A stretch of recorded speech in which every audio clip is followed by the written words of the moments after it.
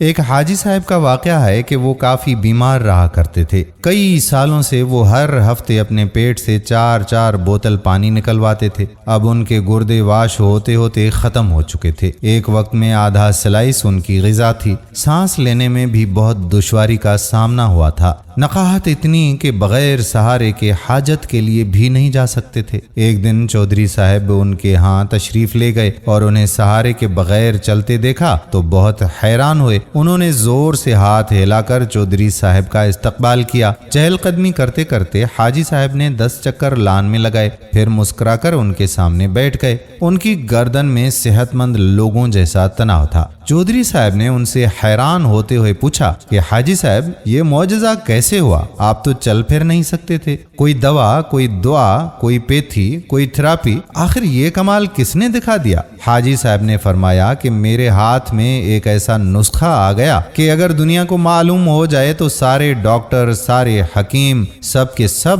بے روزگار ہو جائیں گے، سارے کے سارے ہسپتال بند ہو جائیں گے اور سارے میڈیکل اسٹوروں پر تالے پڑ جائیں۔ چودھری صاحب مزید حیران ہوئے کہ آخر ایسا کون سا نسخہ ہے جو ان کے ہاتھ آیا؟ حاجی صاحب نے فرمایا کہ میرے ملازم کی والدہ فوت ہو گئی۔ میرے بیٹوں نے عارضی طور پر ایک 6-7 سالہ بچہ میری خدمت کے لیے دیا۔ میں نے ایک دن بچے سے پوچھا کہ آخر کس مجبوری کی بنا پر تمہیں اس عمر میں میری خدمت کرنا پڑ رہی ہے؟ بچہ پہلے تو خاموش رہا، پھر سسکیاں بھر کر بولا کہ ایک دن میں گھر سے باہر تھا، میرے امی ابو بھائی بہن سب سیلاب میں بہہ گئے، میرے مال مویشی ڈھور ڈنگر اور زمین پر رشتہ داروں نے قبضہ کر لیا، اب دنیا میں میرا کوئی نہیں ہے، اب 2 وقت کی روٹی اور کپڑوں کے لیے آپ کی خدمت پر مجھے مأمور کر دیا گیا ہے۔ یہ سنتے ہی حاجی صاحب کا دل پسیج سا گیا اور پوچھا کہ بیٹا کیا تم پڑھو گے؟ بچے نے ہاں میں سر ہلا دیا۔ حاجی صاحب نے مینیجر سے کہا کہ اس بچے کو شہر کے سب سے اچھے اسکول میں داخل کرواؤ۔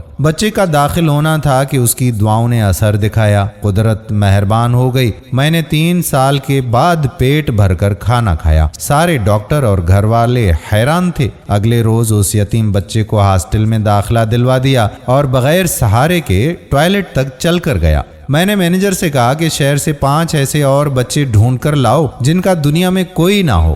پھر ایسے بچے لائے گئے، انہیں بھی اسی اسکول میں داخل کروا دیا۔ اللہ تعالیٰ کے فضل و کرم سے آج میں بغیر سہارے کے چل رہا ہوں، سیر ہو کر کھا پی رہا ہوں اور قہقہے لگا رہا ہوں۔ حاجی صاحب سینہ پھیلا کر گلاب کی کاریوں کی طرف چل دیے اور فرمایا میں اب نہیں گروں گا جب تک کہ یہ بچے اپنے قدموں پر کھڑے نہیں ہو جاتے۔ حاجی صاحب گلاب کی کاریوں کے قریب رک گئے اور ایک عجیب فقرہ زبان پر لائے۔ کہا قدرت یتیموں کو سائے دینے والے درختوں کے سائے لمبے کر دیا کرتی ہے۔ بے شک دوستو، جو بھی غریبوں کا خیال رکھتا ہے اللہ تبارک و تعالی ان کے طفیل اس کو صحت مند زندگی عطا فرماتا ہے اور رزق حلال میں برکت بھی۔ اللہ سے دعا ہے کہ اللہ پاک ہمیں غریبوں کی خدمت کرنے کی توفیق عطا فرمائے، آمین۔ دوستو ویڈیو پسند آئی ہو تو شیئر ضرور کر دیجئے۔ آنے والی ویڈیو تک اپنے میزبان قادر بخش کلہوڑوں کو اجازت دیجئے۔ اللہ